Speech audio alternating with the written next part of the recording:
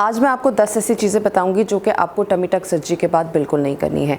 मेरा नाम डॉक्टर हिरा अलवी है। मैं एक कंसल्टेंट प्लास्टिक सर्जन हूँ और लाहौर में प्रैक्टिस करती हूँ। अगर आप ये पॉइंट्स जानना चाहते हैं तो let's jump into the video. आपने कंप्रेशन गारमेंट पहनने को बिल्कुल नहीं भूलना है।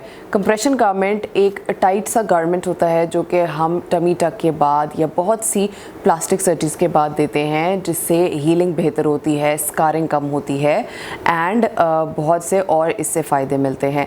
लेकिन जब हम टमी टक करते हैं तो पहले 48 घंटे यानी 48 आवर्स के अंदर हम आपको एक पट्टी करके भेजते हैं या ड्रेसिंग करके भेजते हैं, जिसको हम उसके बाद रिमूव करके वो कंप्रेशन गारमेंट पहना देते हैं। लेकिन कंप्रेशन गारमेंट में एक बहुत इंपॉर्टेंट चीज़ ये है कि आपने उसको 1 मंथ तक पहनना तो है, लेकिन उसको बहुत टाइट नहीं करना है।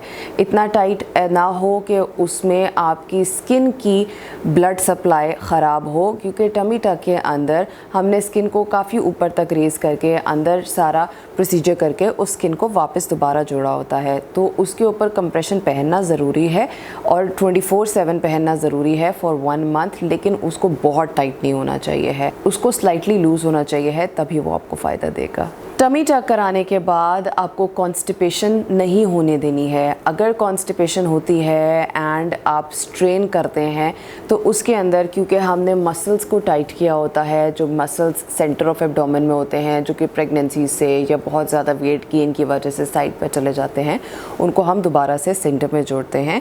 तो जब आपको पोस्ट ऑपरेटिव पीरियड में या अर्ली 1 हफ्ते के अंदर कॉन्स्टिपेशन होती है और मसल्स पे बहुत ज़्यादा ज़ोर पड़ता है, तो उसकी वजह से रिजल्ट्स कॉम्प्रोमाइज़ होने का चांस है। इसी तरह से आपने कोशिश ये करनी है कि बहुत ज़्यादा कफिंग या स्नीजिंग नहीं करनी है। कॉन्स्टिपेशन रिलीव करने के लिए या कॉन्स्टिपेशन हो ही ना, उसके लिए हम आपको मेडिकेशन एडवाइस करते हैं, वो आपने लाजमी लेनी है एंड ये नहीं होने देना है।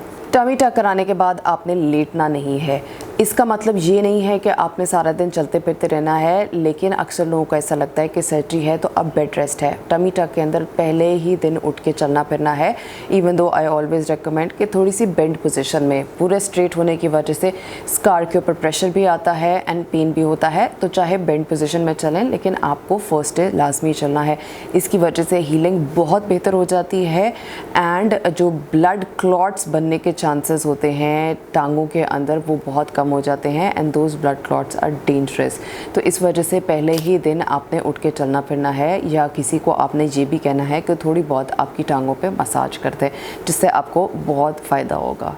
फॉर फीमेल्स टमी टक आपने अपनी फैमिली कंप्लीट होने से पहले नहीं कराना है। अगर आपकी फैमिली कंप्लीट नहीं है एंड टमी टक के बाद आपको दोबारा प्रेगनेंसी होती है, तो उस के रिज़ल्ट्स ख़राब होंगे। मसल्स दोबारा साइड पे जा सकते हैं, स्किन लूज़ हो सकती है, मज़ीद स्ट्रेच मार्क्स आ सकते हैं एंड एक रीडू प्रोसीजर की ज़रूरत पड़ सकती है। No, I am not saying कि ये कॉन्ट्रा इंडिकेटेड है, लेकिन अगर आपने इतनी सर्जरी कराई है, इतना पेन लिया है, वो सब रिकवरी की है, तो इट्स ऑलवेज़ बेटर कि आप अपनी फैमिली कंप्लीट करें and once you are done तो उसके बाद टमी टक कराएं। टमी टक सर्जरी कराने के बाद ड्रेन्स बहुत जल्दी रिमूव नहीं करनी है। मैं टमी टक के बाद ड्रेन्स डालती हूँ ताकि जो भी एक्स्ट्रा फ्लूइड अगर बॉडी में इकट्ठा हो रहा है तो वो निकल जाए। और उन ड्रेन्स को रिमूव करने का मेरा क्राइटेरिया ये होता है कि 20 ml या 25 ml से कम ड्रेन में आना चाहिए है पिछले 24 घंटे के अंदर। जो भी फ्लूइड है या ब्लड स्टेन, जो भी चीज़ है जो कि बॉडी के फ्लूइड्स हैं, वो उससे कम होंगे तो फिर मैं रिमूव करती हूँ। अगर आप उससे पहले रिमूव करेंगे तो देयर इज़ अ कॉम्प्लिकेशन जिसको बोलते हैं सिरोमा बनने की वजह से और फर्दर डिले हो जाती है हीलिंग और उसको ड्रेन करना पड़ता है, या दोबारा से ड्रेन्स भी डालनी पड़ सकती हैं। So it is always better कि जब एक दफ़ा आपकी ड्रेन्स का पर्पस सर्व हो गया है उसके बाद उसको निकलवाएं, उससे पहले उसको ना निकलवाएं। टमी टक के बाद अपने स्कार थेरेपी करने को बिल्कुल नहीं भूलना है। टमी टक का स्कार हिप टू हिप एक लंबा सा स्कार होता है जो कि क्लोथिंग में हाइड हो जाता है, लेकिन उस स्कार का मसाज, उस स्कार की थेरेपी बहुत ज़रूरी है। इनिशियली कंप्रेशन गारमेंट पहनने से बहुत फ़ायदा होता है। उसके बाद जब स्किन हीलिंग आ जाती है तो मैं मसाजेस एडवाइस करती हूँ और मैं सिलिकॉन शीट्स एंड जेल्स भी एडवाइस करती हूँ। और ये स्कार मसाज आपने एटलीस्ट 6 मंथ्स तक करना होता है, twice a day for 5 to 10 minutes, which is very important. उससे स्कार क्वालिटी बहुत बेहतर हो जाती है।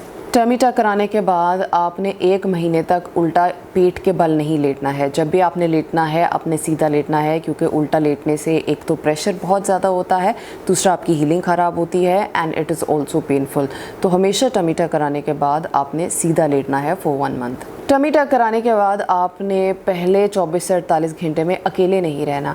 अगर आपने ये प्रोसीजर कराया है तो आपके पास कोई ऐसा हेल्प होनी चाहिए है जो कि आपके साथ रहें, आपको खिलाएं पिलाएं या आपको वॉशरूम लेकर जा सकें। शुरू के 24 घंटे के अंदर फ्लूइड्स लेना भी बहुत ज़रूरी होता है, क्योंकि बॉडी एक स्ट्रेस से गुजरी है, एक सर्जरी है, तो उसके बाद बहुत ज़रूरी है कि आप ढेर सारा पानी पिएँ, इलेक्ट्रोलाइट्स लें एंड आपके पास कोई हो जो कि आपको वॉशरूम लेकर जा सके और आपकी केयर कर सके, क्योंकि अगर चक्कर आएँ और आप गिरें तो उसमें प्रॉब्लम्स हो सकते हैं and there is a possibility. ये कोई बहुत कॉमन चीज़ है, ये कोई ऐसी चीज़ नहीं है जो नहीं हो सकती है। सो आपके पास एक हेल्प होनी चाहिए है जो कि आपका ख्याल कर सके।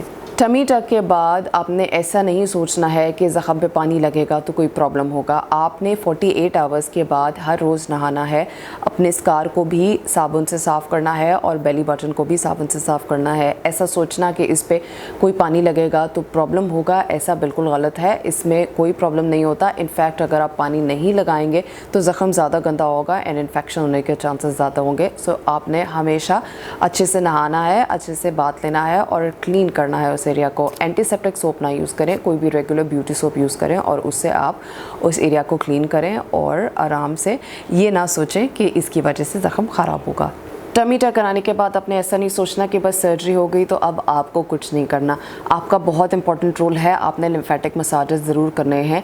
2 हफ्ते के बाद हम लिम्फेटिक मसाज स्टार्ट कराते हैं कि बॉडी में जितनी फ्लूइड एक्यूमुलेशन है वो ठीक हो जाए एंड हीलिंग बेहतर हो जाए। अब लिम्फेटिक मसाज क्या होता है और ये कैसे किया जाता है, इस पर प्रोफेशनल्स की बहुत सी यूट्यूब पर वीडियोज़ अवेलेबल हैं। अगर आप कहेंगे तो मैं भी आपको एक वीडियो बना दूँगी कि इसको किस तरीके से किया जाता है। इससे हीलिंग बहुत ज़्यादा बेहतर हो जाती है। So that's it for the video. इसके अंदर 10 ऐसे पॉइंट्स मैंने आपको बताए हैं जो कि आपने टमी टक के बाद बिल्कुल नहीं करने हैं अगर आप चाहते हैं कि आपके रिजल्ट्स बहुत अच्छे आएँ एंड हीलिंग बहुत ज़्यादा अच्छी हो। अगर आपके कोई कमेंट्स एंड सजेशंस हैं, do comment down below. I will try to answer all of you. Thank you so much. अल्लाह हाफिज़।